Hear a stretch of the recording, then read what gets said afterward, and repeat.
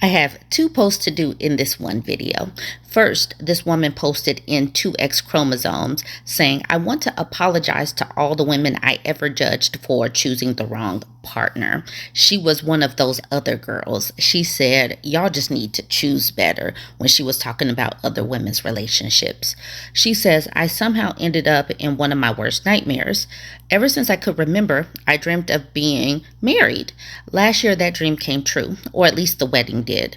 When I dreamt of marriage, I pictured a partnership full of love and respect for each other, building each other up day in, day out. I never cared about the wedding. I wanted the partnership. When I was little, I watched a telenovela episode with my grandma in which the man became abusive starting in the honeymoon.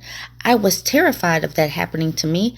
How could a man be loving before the wedding and turn into a different person during the honeymoon? I vowed I vowed to never let it happen to me. I watched out for red flags. I set boundaries. I thought the girl in the novella must not be aware enough. I can avoid it. 8 months into my marriage, and I have to admit that nightmare became my reality. My husband isn't abusive, at least not physically, but all the love, intimacy, patience, and attention he showed me during our 2-year relationship before marriage disappeared starting in our honeymoon. He started by saying he didn't want to make love day 3 of our honeymoon. It's been dry ever since. He forgot his manners, never says thank you or please or sorry for anything, and he is annoyed if I ask for a hug or a kiss. I can't believe I became the wife I never ever wanted to be. I'm 25 and I feel like my life is over. I'm just making this post but because I can't talk to anyone about this. I don't want them to know I'm unhappy. I don't want them to worry, but I just wanted to apologize to all the married women I might have judged for choosing the wrong partner. I'm you. I'm sorry. To everyone else, I hope you never ever understand how this feels. This woman is 25 years old.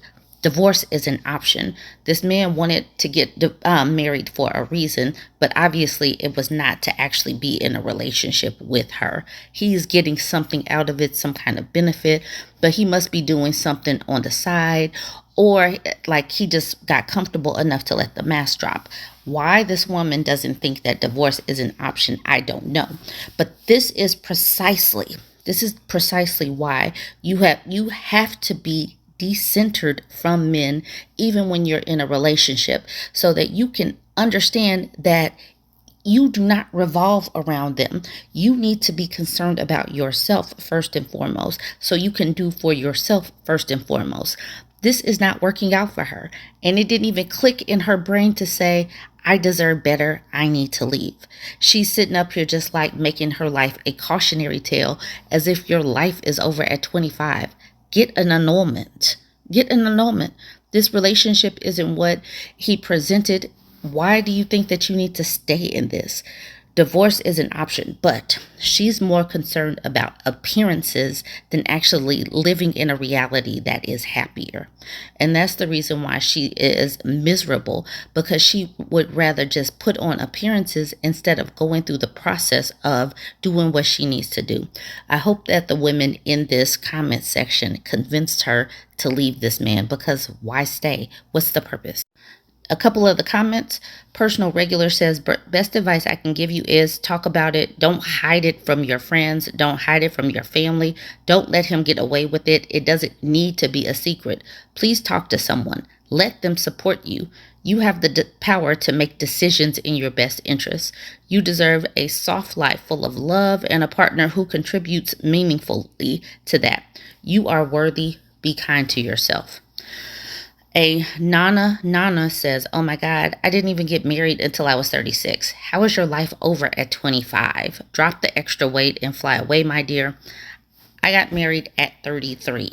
People get like, by the time you are in your 30s, by the time some people are in their 30s or 40s, they have been married and divorced already. Some people have been divorced a couple of times by the time they're in their 40s. Go ahead and leave. There's no social taboo about it.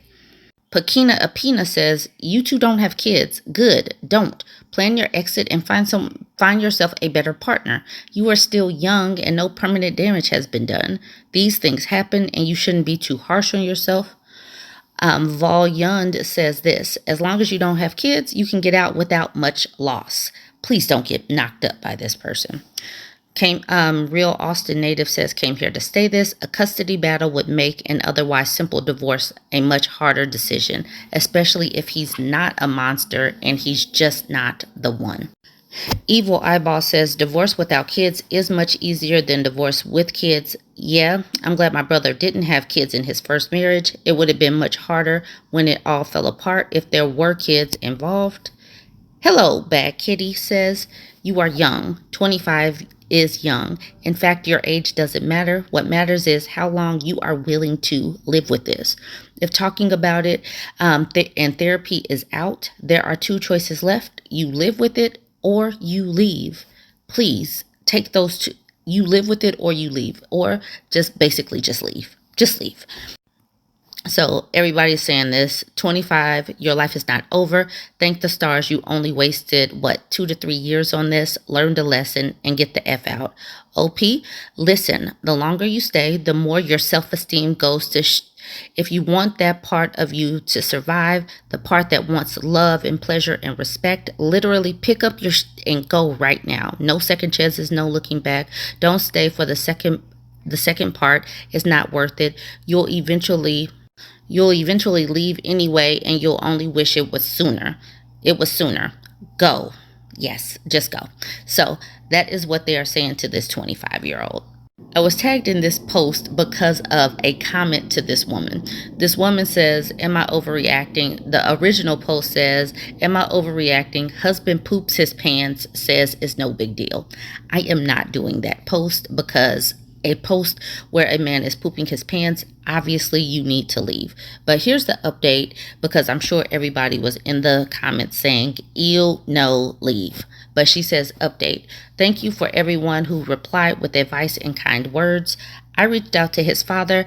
That is about the only family he has. I told him I was really worried about his son. Asked him if he could please call him and check on him. I told him he may need to go see the doctor, but he is resisting.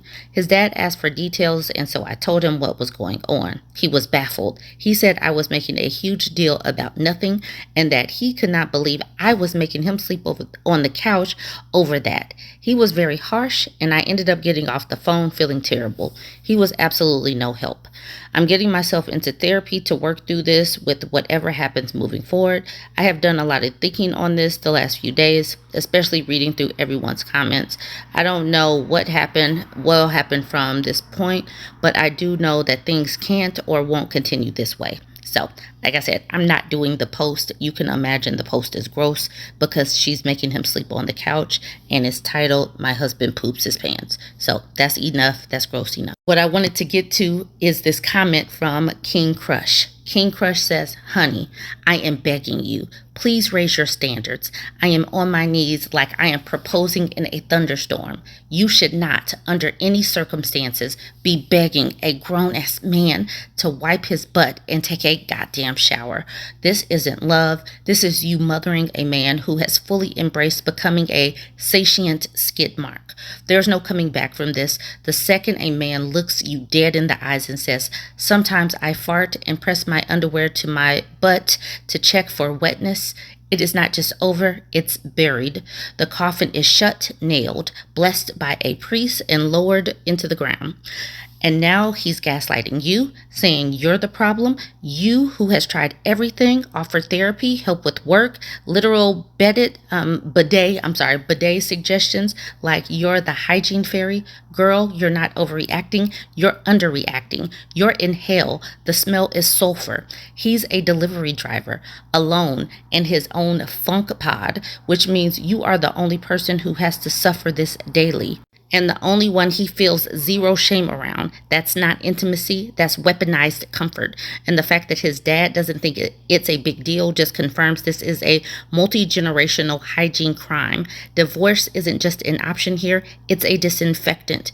Please, you are not crazy. You are not asking too much. You're asking for the bare goddamn minimum. Soap and self-respect. You deserve to be loved, not gagged every time your husband enters the room. Raise your standards so high that this kind of mess can't even reach you with a ladder. This is the kind of advice that every woman needs. And we had to see the part about the fact that the husband is a poopy man. We had to see that to get to this comment. So I apologize for that. But regardless, this kind of comment is true. It rings true for many different topics. You are better than a poopy man. You're better than an unsupportive man. You're better than a man who doesn't do the dishes or decides that he's not going to clean up anymore once he gets married. You're better than that. You can leave. You have options to leave. Don't just sit in a terrible relationship in a home that is unloved and smelly. Anyways, join the conversation. Let me know what you think about all of this. Don't forget to like, comment, and share. And I'm pushing towards 75,000 subscribers on YouTube. Go ahead and give your girl a follow.